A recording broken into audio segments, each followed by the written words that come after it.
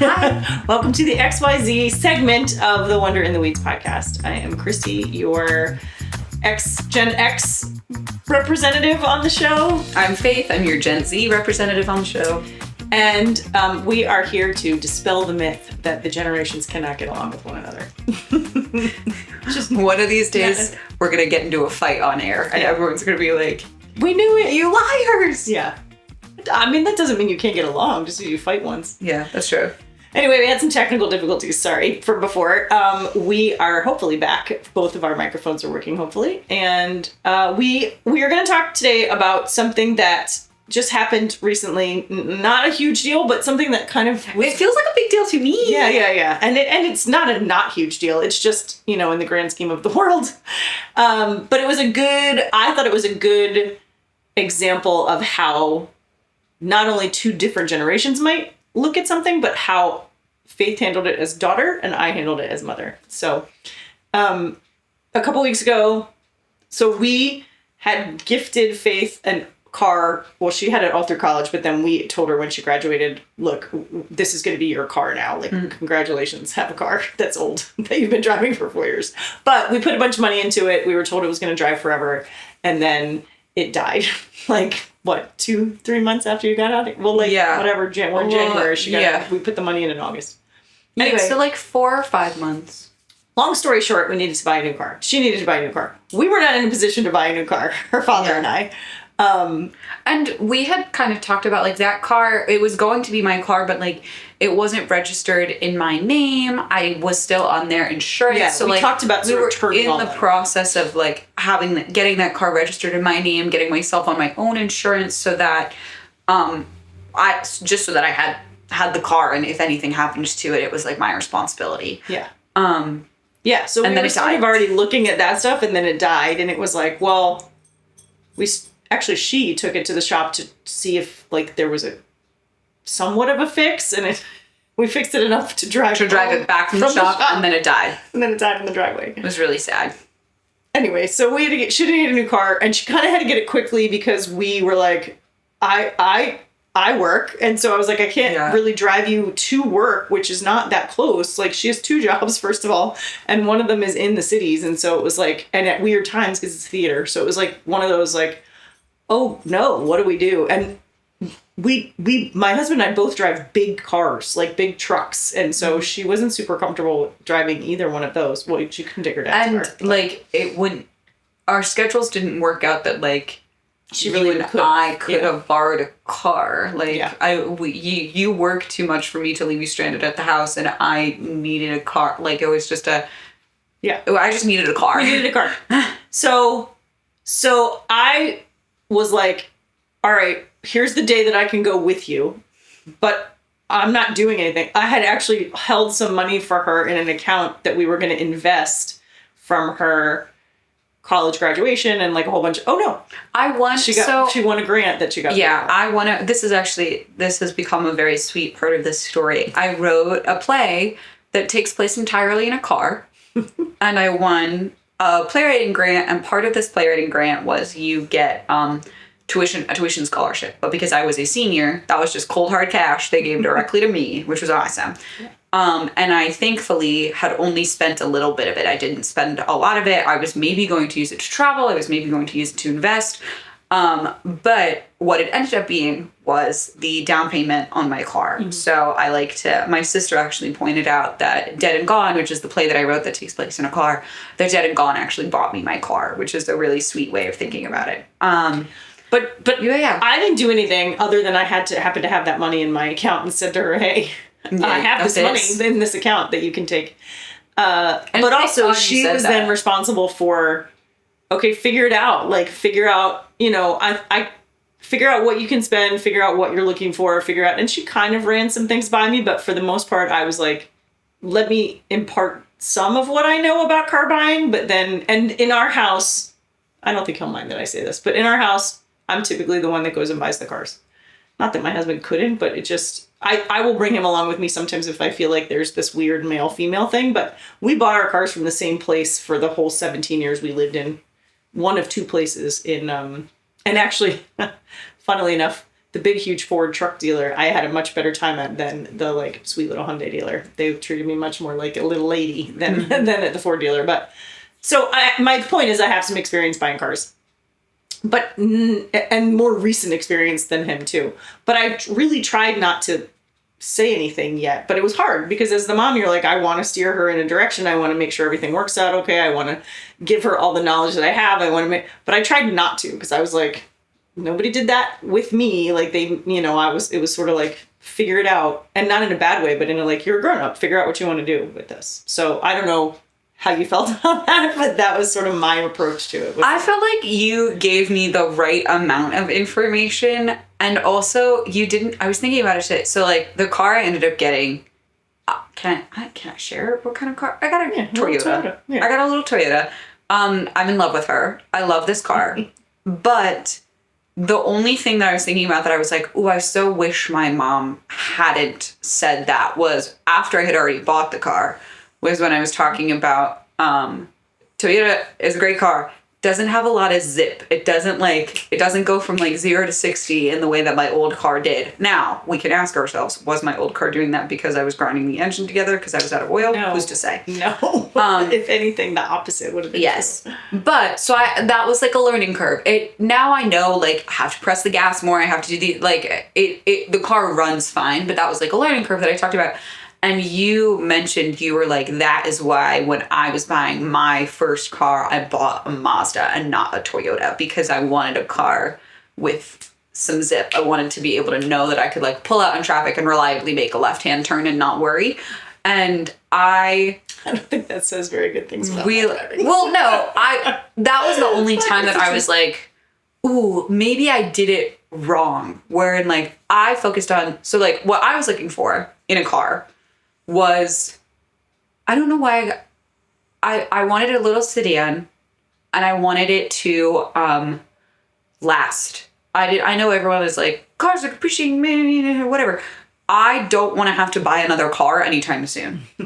So I wanted it like a reliable used car that was going to last me a while. And when you plug in best reliable used cars into Google, you get Toyotas. And also the key thing was I knew that I could only spend X amount of money. And the more research I did, the more Toyotas were consistently like good reviews, good safety reviews, good mileage about like good like used mileage and within this X amount of money that I had to spend on a car.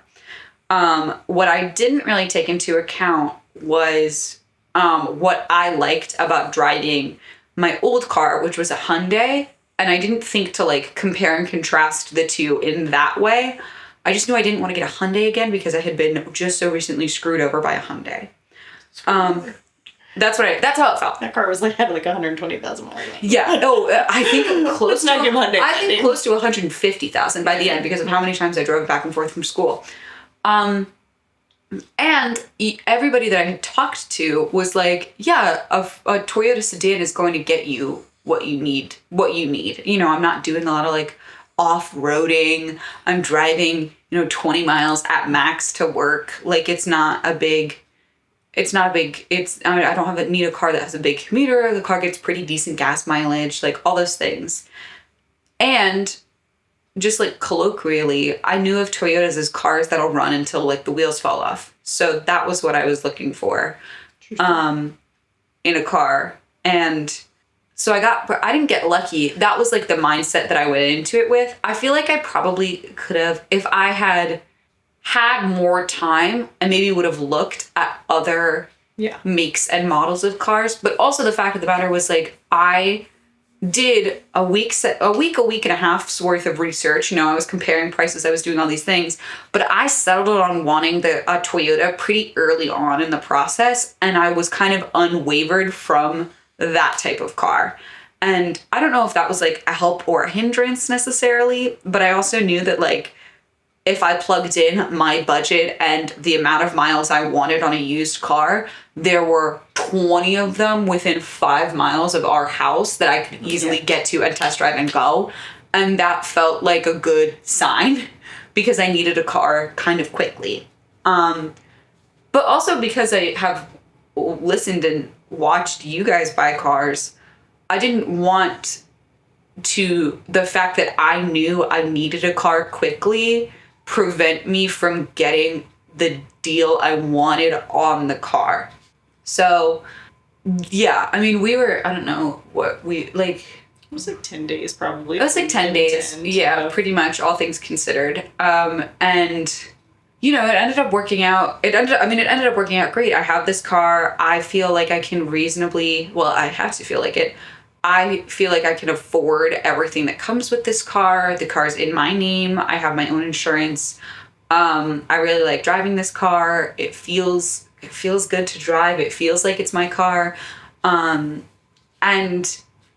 it also was good to like go with you because it was helpful to have somebody else who had bought a car before just be sitting there because like... Yeah, I didn't do much. We went, I wasn't surprised, but when you said like, no, I want you to come, I was a little surprised that, I mean, I knew I needed to drive her there, but I didn't really do much. And that was kind of the hard part for me in the experience because there were times where I wanted to say something and I was like, this is not your car. This is not, like, for instance, it's a used car. So there's like a couple stains on it that I was like, I would not buy this if I were her. Like, I was very impressed with her sensible, like way more sensible nature than I would have because I would have like paid more for a car that didn't, like, you know, I just would have made bad decisions and she didn't make bad decisions. She made really good decisions.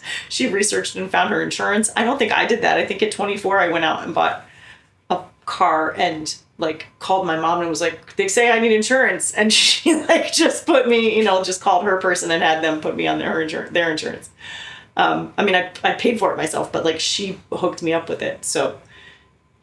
So I knew you need to go do that before you go to the car dealer. And so that there were some things that I told her that came from my experience and understanding that like, these are things you need to know.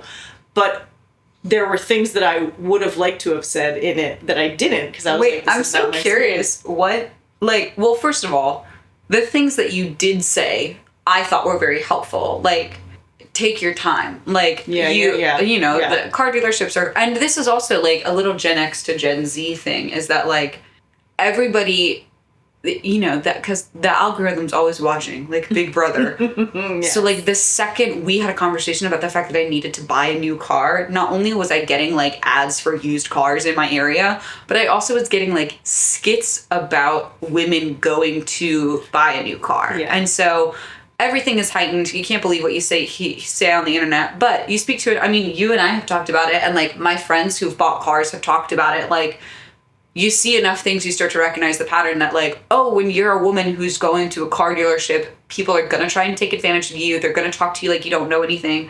I mean, I joked about it when I would take my other car in to get serviced, so that I would have to like double check everything to make sure I wasn't getting like the wool pulled over my eyes. Yeah. Because I was a young woman in a college town bringing a car that was still registered in my dad's name in to get it serviced. Like, there's just so many things that you're kind of hyper aware of. Yeah. Like, where's the sexism going to jump out here? Well, also, I think and the slow down part came as, you know, they're like just throwing paperwork at her to try to, after she's made the decision to get the thing, they're throwing paperwork at her to sign on the dotted line and make it all happen. And it's overwhelming. Like they're showing you Carfax and they're showing you this and they're showing you that and they're saying initial here and show there. And so I was like, the guy walked away and he, you know, he's super nice and whatever. And you want to make him happy because he's super nice and we're programmed to make other men comfortable. And I like put my hand on the paperwork and was like, read through these. Like, don't feel like you need to sign them. Don't feel like you need to whatever. Mm-hmm. There was one point where with the financing, it was going to be a lot more than they told her originally. And like I think I said you're going to need to find a cheaper car because what they're telling you is the interest rate on the loan is such that you're not going to qualify for much better than that. And then I was super impressed that she just was like, okay, I got to go find another car. Like, again, I don't know that I would have had the self-control to do that at 24. I would have gotten myself into some terrible financial situation where I had a car payment I couldn't afford. And she just, thank God, she's nothing like her father or I in that she was able to be like, no, this is what I can afford and this is what I'll get and this is what it will look like and blah, blah, blah. Well, I so think I'm glad I didn't pass down that crappy financial awareness. I feel like you guys have talked about, like, here's what we should have done. Like, you guys say a lot, like, or, I mean, maybe not a lot, but you guys say, like, hey, what we should have done is we should have waited. We should have done these things. We should have asked these questions. You know, you talk, I mean, Dad talks about buying his first car and he's like, I didn't know anything. No. And so it was helpful to, like, also you, and some of this is like both you and Dad to some extent, but like you're the mom, is that like,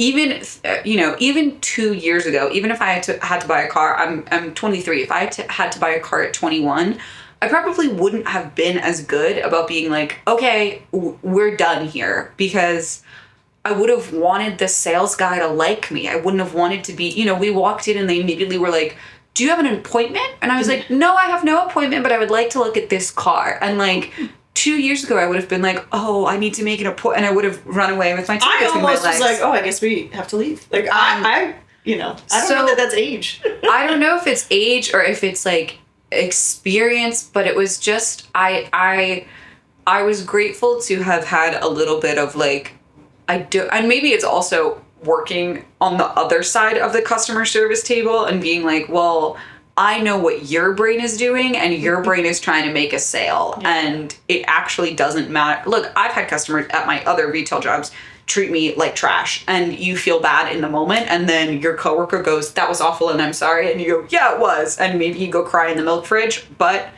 you get back up and you make the other coffee or you fold the other t-shirts and you go on your merry way. But you weren't ever treating anybody badly. No, I was never treating anybody. Yeah. But sometimes when you're like a young woman dealing with like, this guy was older than me, he's a dad, he's got kids, like when you're in this kind of position. He was so young. He felt older than me. I'm sure he was, but I just showed you how old I was. I was like, oh my God, even this car salesman is a child.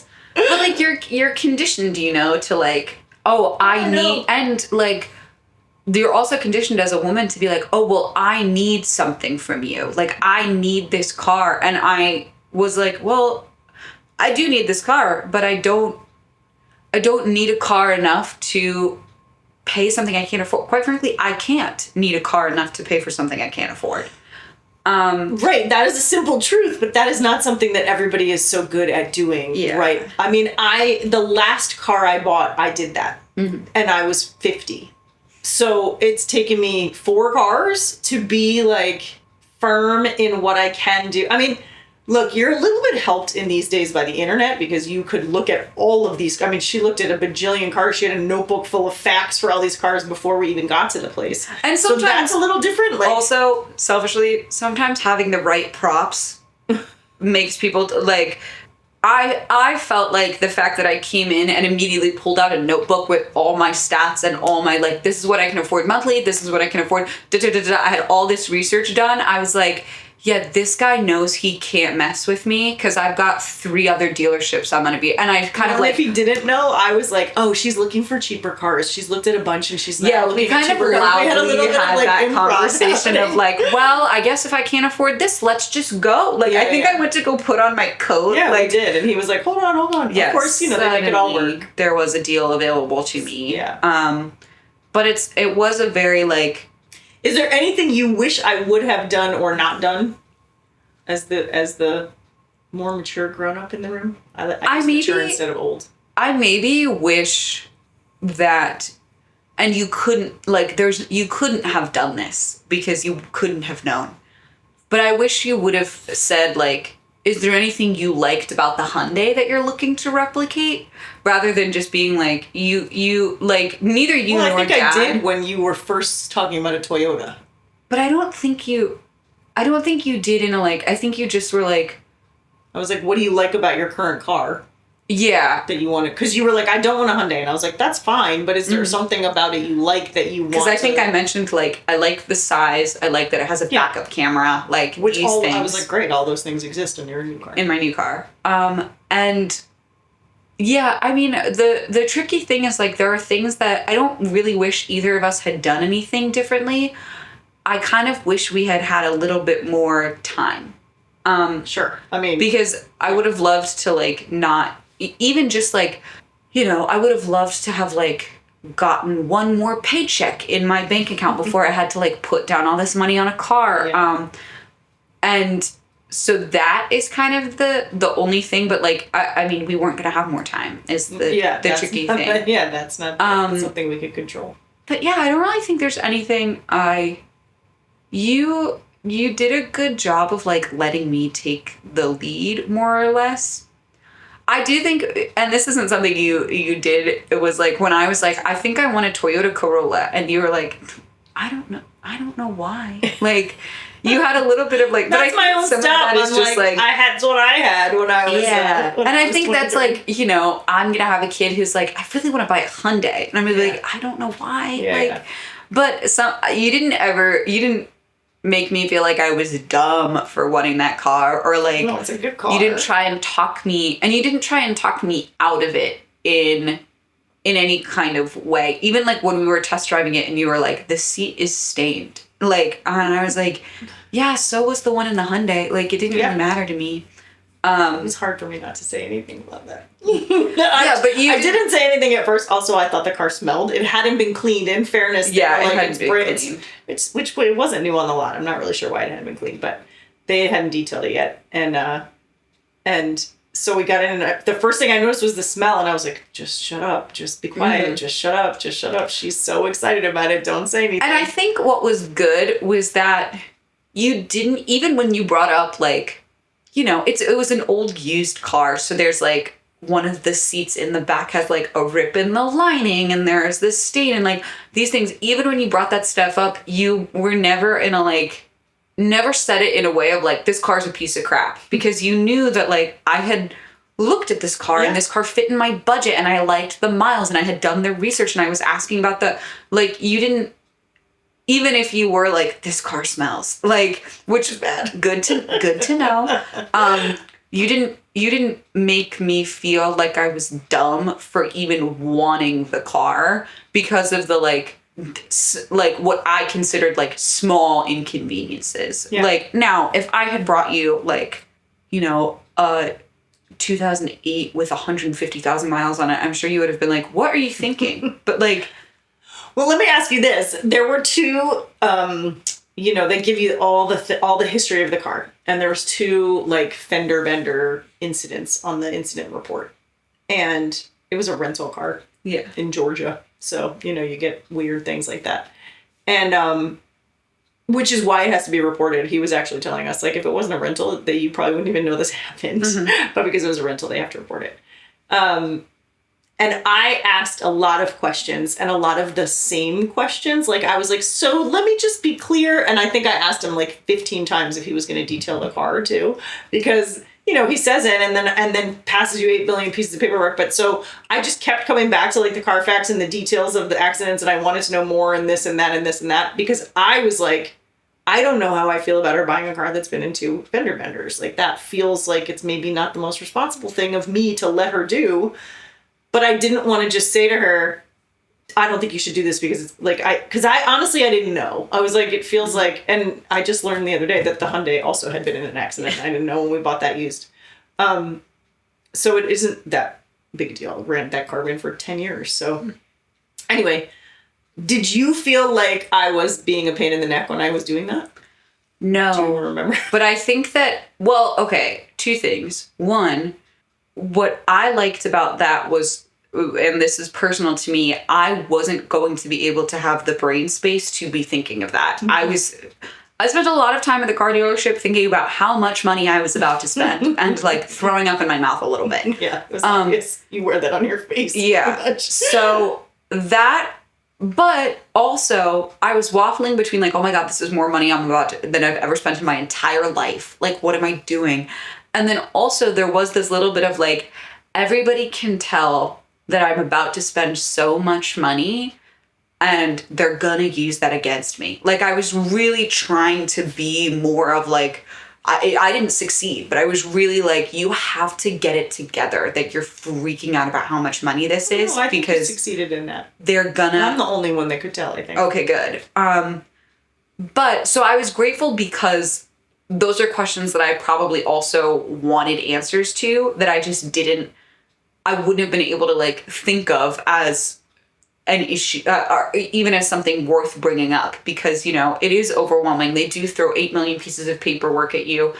And then also they're sitting a foot away from you while you read all the paperwork, which is like when he was standing over her, so like, uncomfortable that like what I wanted to say was like, okay, now go away for 10 minutes. Because also like, I should have said that. We were in an empty showroom. Yeah, like I could have been like, you're not making any, I'm the sale you're making today.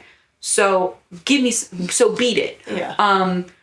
But also you asked those questions to me first. Mm-hmm. Like you looked at the paperwork and were like, you were like, this is interesting to me. And then I was able to look and be like, oh yeah, I wonder if there's more to that story, or like, what about these things? And then we had that conversation. And then when he came back, you said, we're wondering a little bit about this. Or sometimes I was like, actually, my mom and I were just talking and we noticed this thing. Walk me through what this was. Like, you did good at being like, let me not ask any questions. Now, the detailing the car, I'll be honest, I forget you asking about that. I'm sure you did.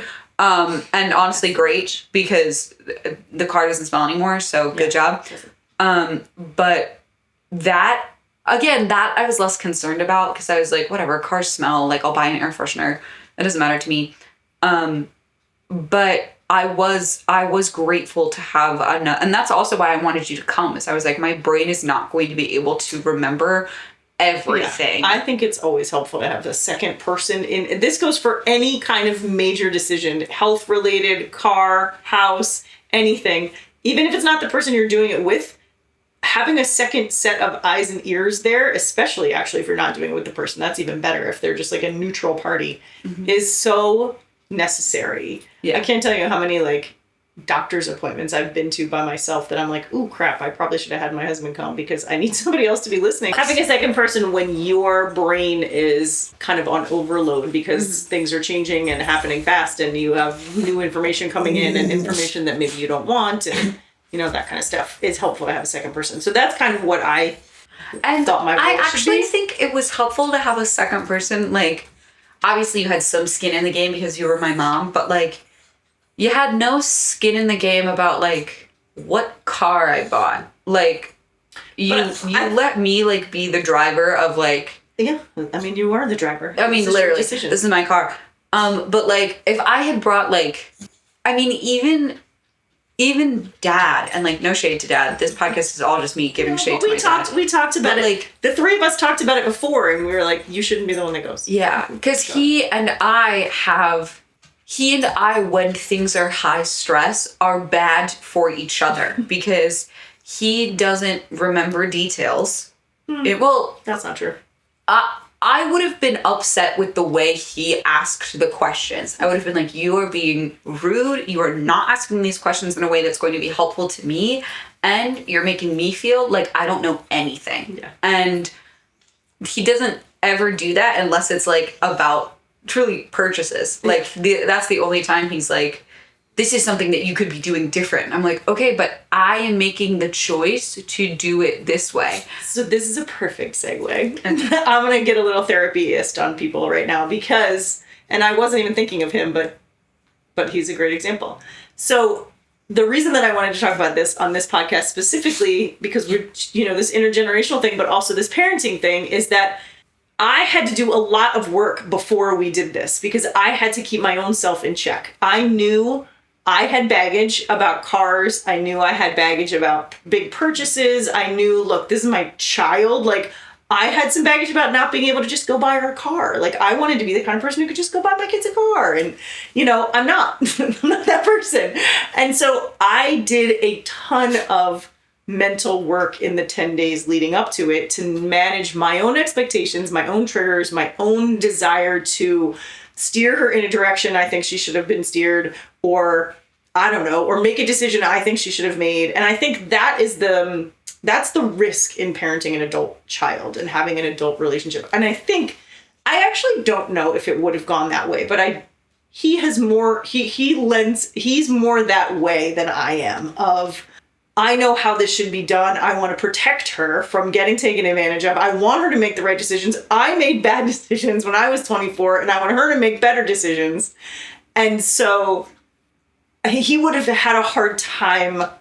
I think he would have had to do a lot of work beforehand too, and I'm not sure he would have done a lot of work beforehand. I think he would have tried his best, and I think he's come a long way, so it might have been totally fine. But I know the big risk that parents run in this situation is they want to do it their way. And most of the time that comes out of love. They want the kid to not have the same hardships they had. They want the kid to not you make the same mistakes. They want the kid to have it all work out. But we bring so much of our own bullshit, excuse my language, but bull into that it's really hard to have a pure, like, it's really hard to come in and say, I want you to do it the way that I think is best for you, and keep them centered. And so I had to really work to keep her centered in this. That's why I asked, like, did it bother you when I did this? Did it bother you when I did that? Because those were like the two things of the like 70 things that I wanted to do and say through the whole process, not just the day of going there, but like the researching it and the looking at the car and what kind of car and how many miles and what are you willing to pay and who's the insurance broker and, you know, all the things that I wanted to be a part of because I thought maybe I would be able to know better or do better. I just had to really fight to stay out of.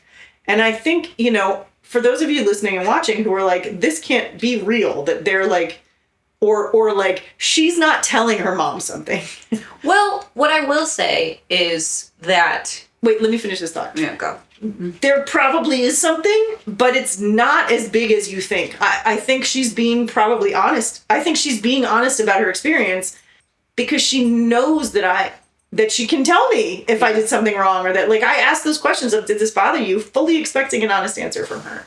So maybe I'm about to learn differently, but. Well, what I think it is that, like, you and I have a weird relationship in that since I was 10, we've been able to have really honest conversations with each other, including like when I was 10 and I was like, when you said this, it hurt my feelings. Yeah. Like, I mean, that's by design. That wasn't an accident. No, I know that. And also, like, Dad and I just now at 23, am I able to say, when you say this, this is how it sounds to me.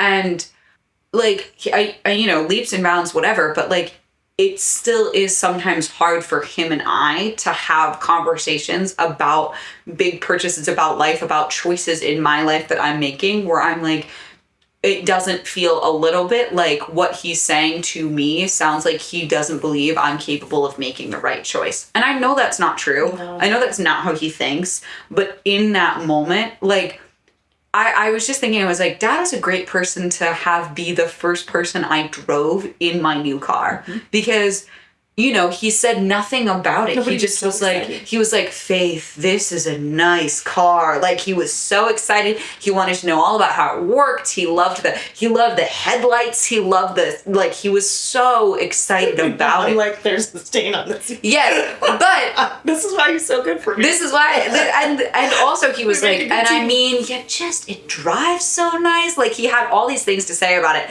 that were all positive, that also settled a lot of my nerves in a way that, love you to death, like, you wouldn't have been able to settle my nerves, because my nerves were, oh my God, the car's gonna explode. Oh my God, I bought a car and the car's... If any sound this car made for the first 3 days I owned it, until my dad drove in it with me, I was like, this is it. This is where the engine's gonna fall out. This is when the transmission is gonna fall out. This is when the front bumper is gonna come flying off. Like, I was so worried that I was driving, like, the second I drove it off the lot, that I was driving like a death machine.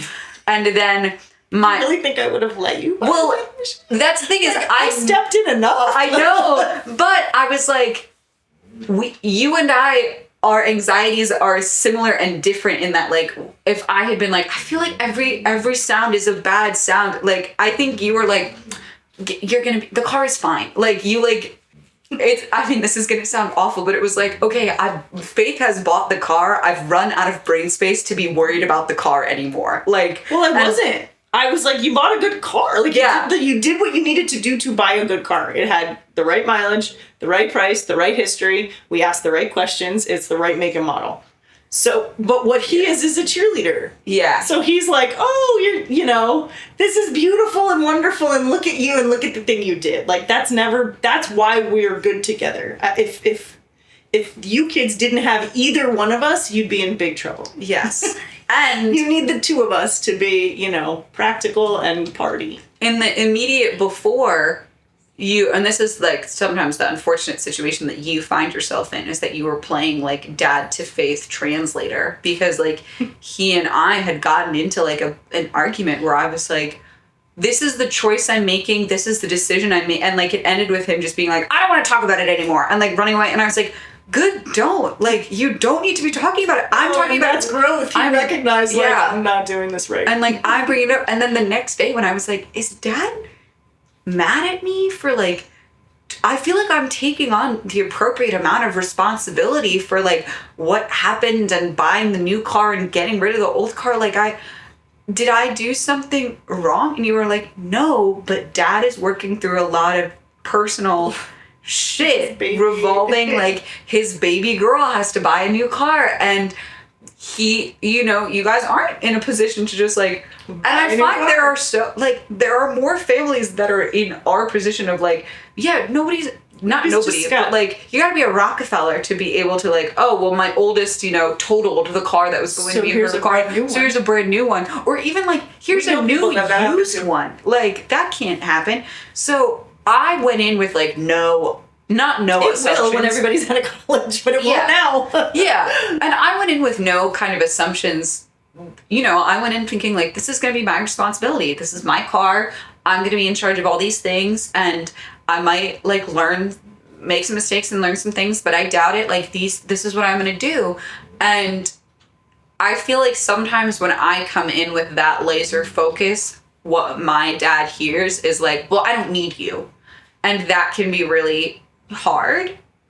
And also, like, I don't know, maybe I don't feel like it's necessarily, she's so angry. But I feel like from like a kid perspective, it's like, I mean, this sucks to say, but like, it's not necessarily always my job to like... It is never your job. Make sure... Children listening, are you listening, children? It is never your job to manage your parents' emotions. Yeah. Never. No matter how old you are, it's never your job. You do not owe them that. And that's the difference between he and I. We were going through exactly the same thing. So that's the difference. And I think that's the difference with, and I don't get it right all the time, trust me, but there's the difference between me and a lot of parents is that early on in your childhood, I did the work to know what I was going through as the parent, so I didn't put it on you guys as the kid. I was going through all the same stuff. I couldn't believe,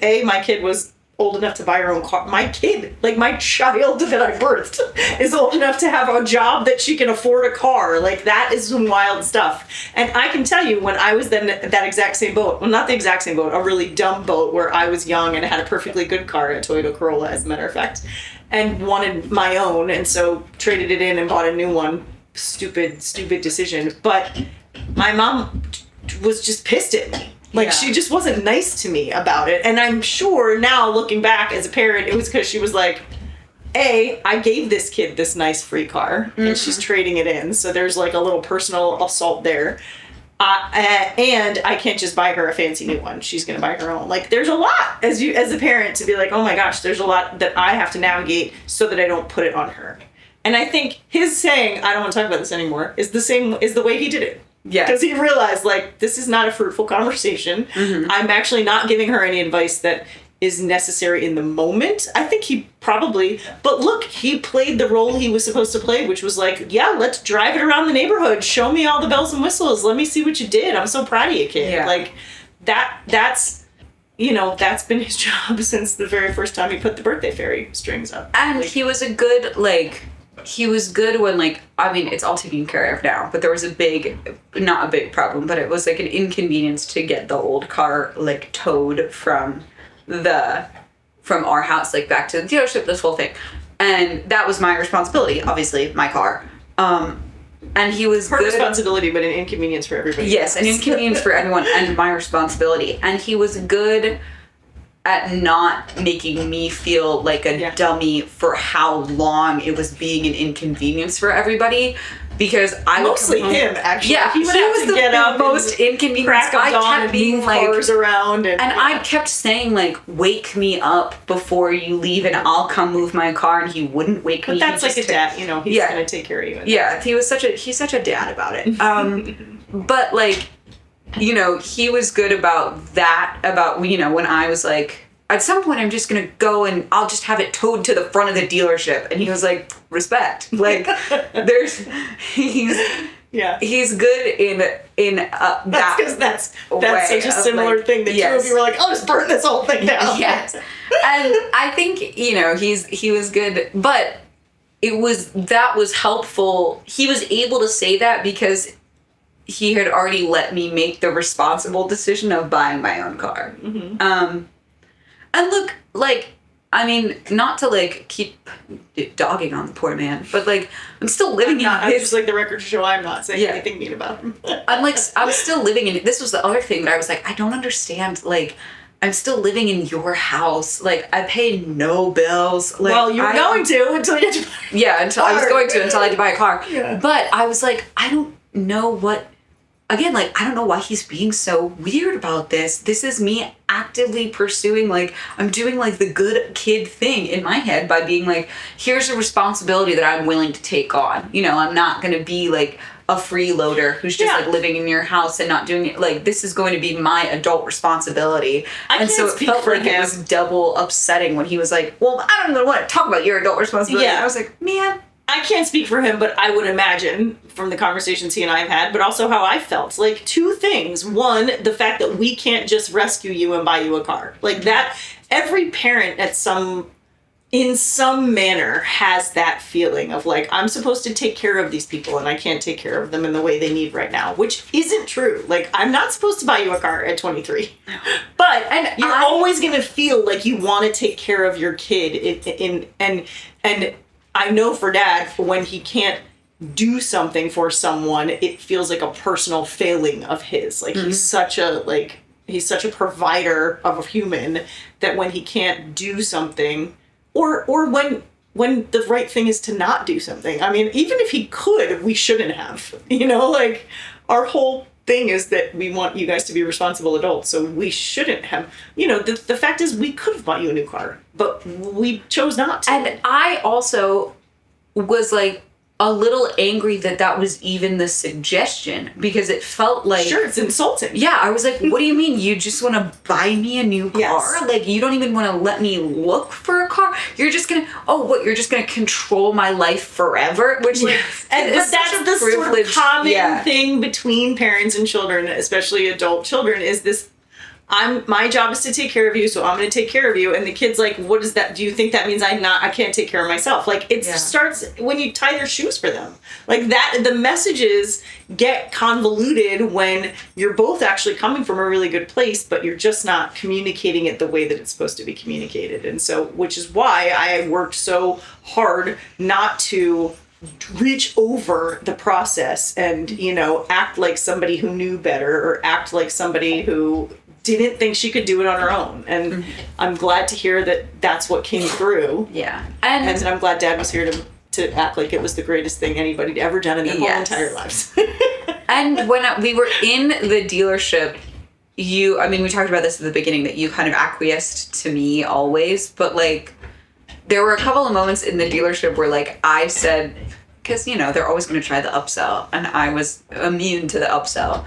And I just was like, I can't afford anything other than the number you showed me at the beginning. So when you can find that number again, call me. And they would like run away and like go do their little charts or whatever.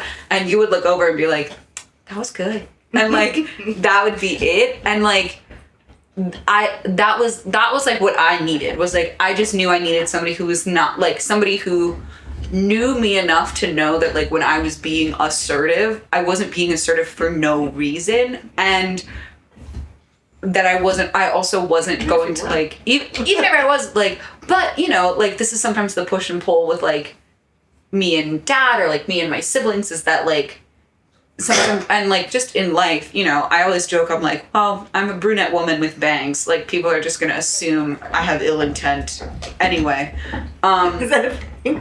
That's just what Should I not have cut bangs? Well, no, I think that is like, I don't know. I feel like people think I come across much more harsh than I actually am when I'm like just trying to be assertive or trying to be like, yeah, I know how things should be. We know that. And so sometimes I'm like, well, it's because I have these bangs and I have this deep voice that people are like, no, oh. it's because you're a woman who's daring to stand up for herself. Yes. Let's be clear. It doesn't matter what you look like. Yeah, it doesn't matter at all. Yeah. But that's like, I remember saying afterwards, like, I'm glad you were here because you're able to know that like, oh, she's dealing with this in the way that feels good for her. Mm-hmm. And that's the way it has to like be dealt with. Good. Well, I'm glad that came across because that was my intent. Yeah. So it's kind of a nice place to end it. Yeah. Now that we've been yammering on about it forever. But, Yapping. You know, the sort of topic of this, I think, is this, you know, big adult decisions from two different perspectives, not just an X and a Z perspective, but a parent and child or somebody with more experience and somebody who's just learning to do it all. How do you navigate that in a way that honors both of those things, but honors both the experience? Because look, some of that, when I reached over, is like, you're going to have to find a cheaper car because if they don't give you a cheaper interest rate, the price isn't going to go down. That is necessary. And you don't know that when you're 23.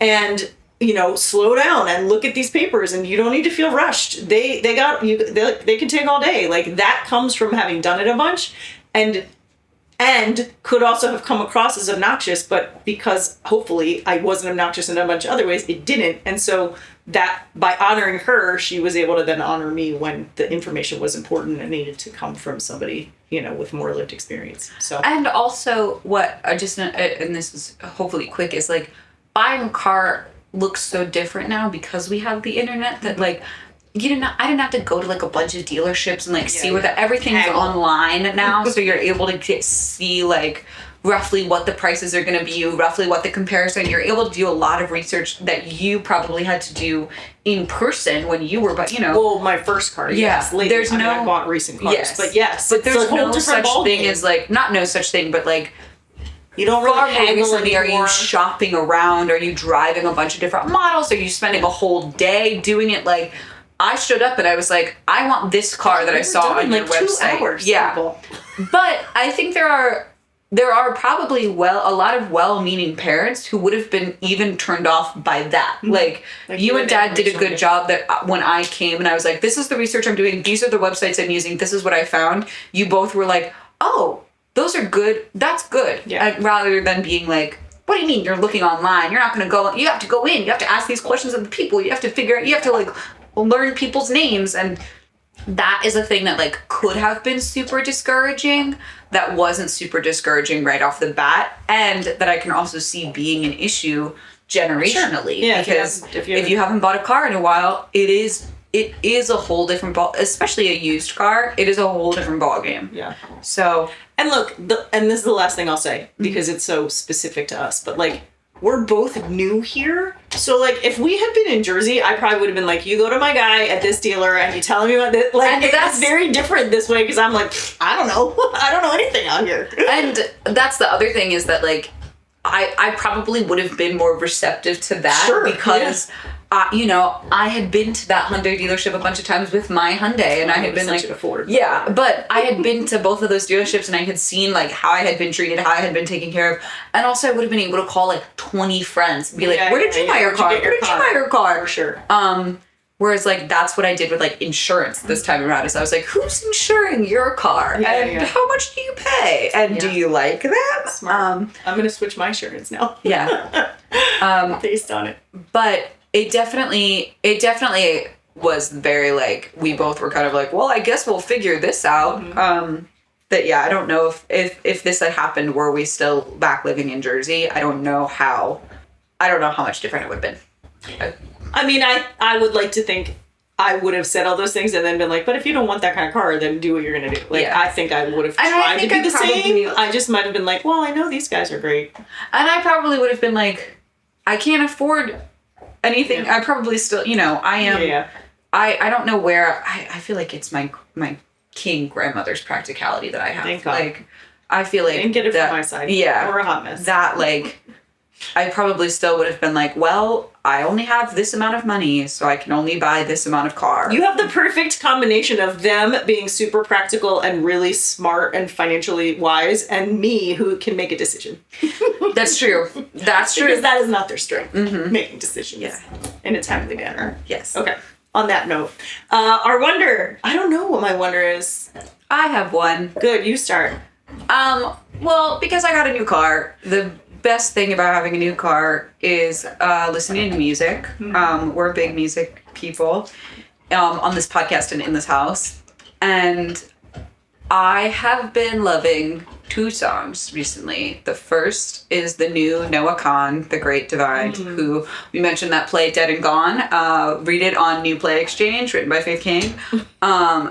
It is like Noah Kahan, if you're listening, it is like he was in my brain while I was writing this play when he wrote that song. It is so clearly personal to him, but it feels personal to like me and these characters and all these things. So I've loved listening to that song in my new car. And also, shout out always, Bruce Springsteen's Dancing in the Dark. I don't know what it has been about specifically dancing in the dark, but like, that song has come on as I am like, I can see the cities on my way into my commute to work, and it's getting lighter later here, so like the sun is setting behind me and I'm driving into work and I'm listening to Bruce Springsteen's Dancing in the Dark, and I have just been like, this is the greatest day, this is the greatest time. So shout out Noah Kahan, shout out Bruce Springsteen. Go give those songs a listen. Bruce Springsteen was here in Minneapolis a couple weeks ago with Rage Against the Machine to do a little like, protest concert, and it was so funny because we both, we just came here from the Asbury Park area, not Asbury Park, we grew, Red Bank is where I raised these kids, but enough time in Asbury that we know the lore of like anytime you're in Asbury seeing music, someone's like, do you think Bruce will show up? Yeah, like, I heard Bruce was going to be here. So the fact that somebody literally spotted him like walking into the club that he was going to in Minneapolis, and the video was like, I think that's Bruce Springsteen, and I was like, oh my god, I feel like I'm right at home. Yes, it'll happen again. It was awesome. Anyway, gosh, I just had one and I lost it. Oh, I gotta talk about the Super Bowl halftime show as my wonder, and I'm gonna keep it brief because I could do an entire episode on just how amazing it is. So first, just a quick lore, little bit about me. I've been a Bad Bunny fan since the beginning. Not the beginning, but the beginning. Not like his childhood, but before this most recent album. So much so that my kids all texted me when this album came out. And the album starts with the song Nueva York, which is about spending summer in New York and having it be no other place. And it came out right when we found out we were leaving New York, or the New York area. So it has like a special place in my heart. So then when we all found out he was also performing, my kids also were like, Mom, did you hear he's going to be at the Super Bowl? They were all very excited for me. And, I'm not even going to give lip service to the controversy around it. It's just so dumb. But I don't understand it. I understand Spanish relatively well. I don't speak it well very much, but I understand it relatively well. I can read it like a champ, but I don't understand it. I don't understand 99% of what he sings. I understand. The same reason I don't understand what Pearl Jam sings or what Bruce Springsteen sings. Like, I don't understand Bad Bunny in the same way I don't understand those guys, mostly because even when I read the lyrics, because it's Puerto Rican Spanish, Puerto Rican slang, Puerto Rican dialect, which means like there's letters missing and like they cut off the ends of things. And so I listen to it anyway. I've never understood it and I listen to it anyway. There are some songs that I will go specifically look up the translations so that I can understand the song. But for the most part, I just love the way it sounds. And this most recent album has like the classic, like mariachi style, like it's not mariachi because that's Mexico, but you know what I mean. Like it has the classic like big band horns, all that stuff. So I love it even more. The drums on this album are so good. So I was already excited about it. I kept joking about the concert in the middle, the football game that was interrupting the concert, and then he just blew it out of the water. Like it was the most beautiful and visually pleasing and so symbolic and just so unifying, and there was so much flippin' joy in it. I just loved it so much. every bit of it. And I have been living off the TikToks and the Instagrams afterward of people experiencing it and seeing it, hearing their country's name called out, seeing Lady Gaga in the traditional dress, like all of the things that everybody else is loving about it have just been so much fun afterward. Did you see that little clip of the somebody's like 89-year-old tia or grandma or someone who like she's from Bolivia and she had never heard her country's name? Yeah, I mean, I just saw a whole family that was like, it's just her, and she goes, "Ay!" Like, it's so good. I'm sure there's every single country. There's probably a video on TikTok that has people being like, "That's us." So there's a Honduras one. It was amazing. Anyway, that's my wonder is I'm still like dancing. I mean, I was in a class at the gym today, and she was like, "Who doesn't love this song?" She had a couple. We were singing it before we started. Actually, it's probably at the beginning of this recording. We were singing DT. Put us in there like, that one I can say because I really studied those lyrics. I studied it because I was like, I have to be able to sing this chorus. It's too much fun. That and Nuevo, I can sing a lot of the Nuevo chorus too. So anyway, that's my wonder. Thank you, Bad Bunny. Thank you, Bad Bunny. All right. Thanks for listening. Subscribe, like, comment. Anything you want to hear us talk about from a Gen X, Gen Z perspective, tell us in the comments and we will record that next. Bye-bye.